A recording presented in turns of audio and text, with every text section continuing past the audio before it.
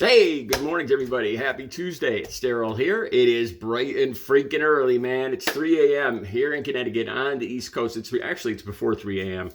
If you ever watch my channel and I'm out here before 3 a.m., I get up at 2 a.m. to do this video every day. And if I'm here sitting in this chair before at 3 a.m. or before, that means that I found a story that I feel very strongly about. And I rush through my shower and shave and everything to get out here.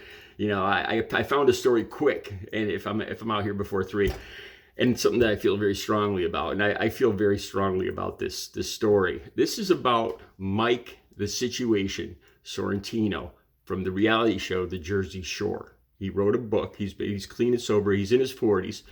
He's clean and sober. He was addicted to painkillers, or he's a recovering addict. And the very first, I've never seen one second of The Jersey Shore. Never. I've heard the name Mike the Situation Sorrentino. I've heard so the Guido from the Jersey Shore. I've spent many weekends or holidays down on the Jersey Shore myself, and I'm familiar with this kind of person, this type, and I got nothing against him. I got nothing, but there's something he says. Okay, he wrote this book, and Reality Check, it's called, about getting clean and sober. And the very first clip I came across, I haven't read the book, I got to be fair here.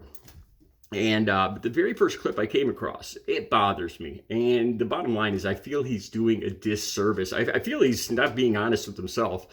And I feel like he's doing a disservice to other people that are in recovery, or more importantly, that might be in recovery in the future.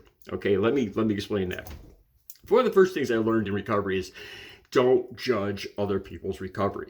Like I went through medically assisted treatment, methadone, and the 12-step program, going to NA and AA meetings. My girlfriend, who passed away 2 years ago from COVID, Audrey, she was more of a faith-based recovery.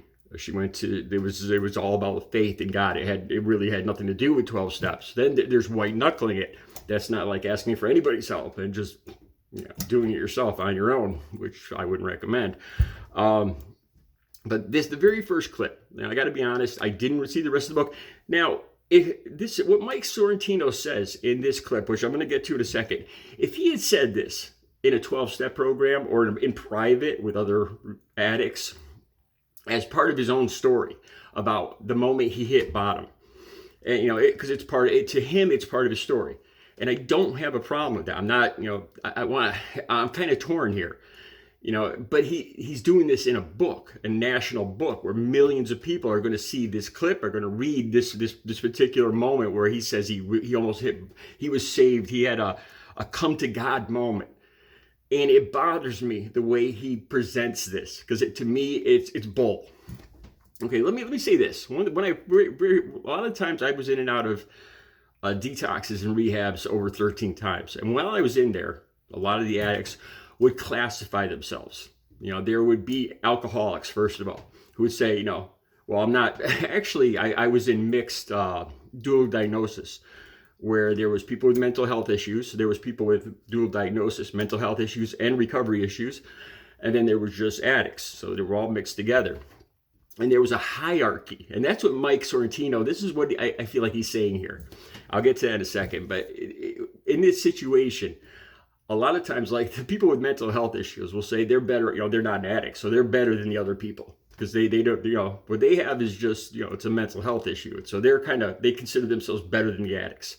All right. Then there's the alcoholics, who consider themselves better than the addicts because they're just messing with booze. They just got a problem with booze, and they're not, dirty drug addicts. Okay. Then there's like the weed and, snorting lines, those people. Well, they consider themselves higher up on the ladder because they're not smoking crack or doing opioids or stuff like that, or shooting. Then there's the crack smokers, who think they're better than, well, at least I never did heroin. See, I swear to God, you'll see this in almost all recovery centers, in groups of addicts. There's a hierarchy. And that's what I feel like Mike Sorrentino's doing here. And then at the very bottom is the people that shoot heroin. They're the lowest of the low. I never shot heroin, and it doesn't really, I've said this a million times, it doesn't make a freaking difference. I am just as much of an addict. I went through just as much hell And I have to live with this the rest of my life just as much as any other person that's shot or whatever. It doesn't make me better or worse. I have the same exact issues as no matter how I used it or what opioid I used. And that's what I'm going to get to in a second. And I feel like he's doing a disservice here. So let me describe to you. In this clip, it looks like he's clean. I'm not trying to say he's not clean and sober. The very first impression I got in this clip, the clip will be right down below, exactly what I'm talking about, so you guys can see exactly word for word what I'm talking about. And it looks like he's clean and sober. My very first impression, this guy is clean and sober. Okay. And like I said, I never saw the Jersey Shore. I don't know what he was like before. I have another clip where I saw him knock himself out. And he said he was in withdrawals. And he was screaming and he hit his head against the wall. He was like, come at me, come at me. And I understand this. I've talked about this. I talked about this in yesterday's video.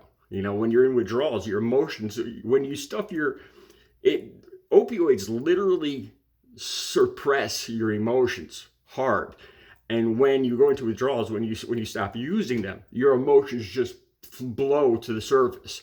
And I would cry, I would freak out, I would get in fist fights. You know, I couldn't control my emotions. I'd watch a TV commercial about dog food and I would start crying.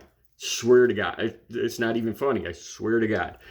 I would get in fist fights over 5 cents of gasoline. It happened. And that's what I see. And I'll put that second video down below so I can relate to this. But this is what he says in this video. He says he had a come to God moment where he hit bottom. He says he was using pills. Now, I use pills. I started out, I was a crack addict for 20 years, and then I had back surgery, and I never liked opiates. I was always a cocaine and crack addict and alcohol. You know, and I always laughed. I was a part of the hierarchy. I thought I was better than the heroin addicts, right? You know, at least I don't use heroin. Then I got prescribed painkillers for back surgery, and I had tons of them. You know, Oxys, Vicodin, Percocets. And I used to use morphine, 200 milligram morphine, which what I understand is no longer even available. I've been clean and sober since October 23rd of 2006. So we're talking the early 2000s. And this morphine that I got was 200. It was from a girl whose grandmother passed away and left these pills behind. And she sold them to me, 200 milligram. And they were stronger than any freaking heroin I ever did in my life. I think I almost OD. This is the time I talked to you guys before. I set myself on fire accidentally with a candle. My bathrobe, my fuzzy slippers actually caught on fire when I was using this stuff. Anyway, in this clip, he says, he was saved. It was a come to God moment. And I've talked about this too. Like when I was sitting in the parking lot and I was waiting to give somebody my last $20 and change. Just yesterday's video, I talked about that. That was my come to God moment. So me and Mike Sorrentino, I understand him. Like I say, recovering addicts have so much in common. You know, if just what I described. You know, I see myself in him so many times. But what he says in this clip bothers me. Because to me, it's not honest. It's disingenuous to me. And if he said this in a private setting, as part of his story, I'd understand it. But saying it in a national book and on this YouTube clip is doing a disservice. So he says, you know, he was using pills and he couldn't find any pills and he was going to withdrawal. He was broke. He calls up his buddy and his buddy says, "Don't worry, I got you." You know, and he goes to get some heroin. They go for a ride to get heroin. And this, I've talked about this before too. You know, this is what addicts do. They use each other. I've talked about this in other videos. So like when I knew one of my friends was clean for a while, I would try to get him to use because I knew he had saved money. So I would try to get him, "Hey, come on, why are you being like that? Why don't you hang out just for an hour? Come on." You know, and it's terrible. It's terrible. You use the people around you. You don't care if, you don't care about their well-being or anything. And that's what this guy did to Mike Sorrentino. I see that. You know, again, I could see myself in all other recovering addicts or addict stories. So they go in to get heroin. And this is probably because this is because the guy that got the heroin for Mike Sorrentino was a heroin addict and he wanted his own cut. That's how you get your own little piece, is getting it for somebody else, getting somebody else to pay for it. So Mike Sorrentino says, he locks the door. He wanted to be alone and he was going to go to sleep. It sounds like, I don't know if he was in a bathroom or in a bedroom, but he says he locked himself. He told his wife he wanted to be alone. So he goes in the bedroom or the bathroom and he does a key bump. This is taking a key and putting it in the powder and he does one key bump. It's you dip the key into the powder and you put it up to your nose. And he said he did one, and he swore he would never do heroin. Oh my God, heroin. But he was doing pills. I assume oxys, morphine, Vicodin, Percocet. Like I said, there's no freaking difference. Any opiate addict, you're just as screwed. You're just as addicted. As a matter of fact, a lot of the pills I got were way stronger and more deadly and more addictive, because these pills, like the morphine and oxy, would come with a coating on them, a time-release coating. And they'd warn you, do not take the coating off this pill because it will kill you. And what would I do? We'd all take the coating off the pill. Some of us would crush them up and some stored them. Some would shoot them and overdose and die. And because they were supposed to be released over like 12 or 24 hours. And you crush this up and it's like 100 milligrams of oxycodone, and bam, hits you in one shot and it could kill you. And what I found is this is 100 times stronger than most of the heroin I did 17 years ago. Most of the heroin I did 17 years ago was cut. Fentanyl wasn't really around. So there's some differences between me and Mike Sorrentino. But he's saying, like, so there's a knock on the door. Or no, there was a phone call first. And it was his mother. Right when he was about to do the second key bump, the phone rings and it's his mom. And his mom says, I sensed there was something wrong. So, then there's a second call from God. His wife knocks on the door and tries, so and I don't know if he ended up, I find it, I don't know if he ended up throwing away. It sounds like what he's saying is he ended up not doing the second key bump.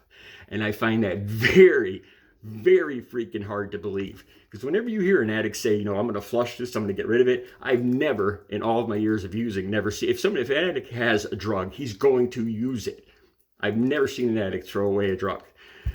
So I don't know, he says he was saved at that moment. He was saved from using the terrible drug of heroin, of snorting the terrible drug of heroin, from hitting bottom. He swore he would never do that. He would just use pills like oxy. What a load of crap. And there's a reason I'm saying this. Okay, so it's the same thing. And a lot of times the pills were worse. The pills were more addictive, harder to get off of, the same exact buzz, the same exact opioid. So him saying, oh my God, I was saved from heroin, I was just doing my pills. That's crap. And did he use it or not? He's trying to tell us that he threw this away at that moment? Because I find that hard to believe. I don't know. It must say in the books. So I'm not going to rag on him about that. Okay.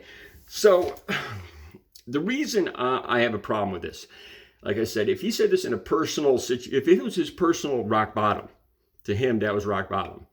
Then, and that's his recovery. I'm not judging that. But he's doing this in a national book, and a national stage. So there's going to be millions of opioid addicts, pill addicts, heroin addicts. They're going to see this, or not heroin addicts, but pill addicts. They're going to say, well, geez, at least I'm not at that level yet. I'm not using heroin. I'm just taking some pills. And believe me, there's millions of people across this country. They're going to see this, what Mike Sorrentino says in this clip. And they're going to use this as rationale. They're going to say, well, I'm just using some Vicodin. I'm just using some oxy.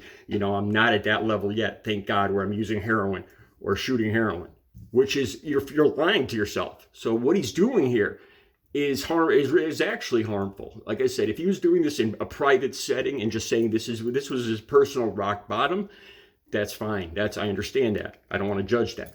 But he's doing this in a national video, in a national book, and he's making it sound like heroin is so much worse than doing pills, which is just a load of complete crap. Again, here's one other thing. I thought this through. Heroin, like I said, a lot of times the heroin I used was less strong, less potent than the pills, than the morphine I used, than the oxy I used was less strong, the heroin. But it became easier to get and it became cheaper than the pills. So in that fashion, I can understand that by using this heroin this one time, it would become a habit, and it would become cheaper and easier to get. And in that fashion, I can understand him saying this, why he didn't want to use the heroin. But I don't think that's I don't think that at all. I don't think that's the reason he's saying this. I think he's just saying that in his mind, he thought that heroin was so much worse than pills, which is just total crap. And if he believes that, he's lying to himself, and he's still got quite a way to go in recovery. And that's just one recovering addict's view of this. Like I said, I'm trying to walk this line where I'm not judging his recovery, but what he's saying here, it's not helping other people that are going to be in recovery. The people that are using pills right now, it's dangerous to them.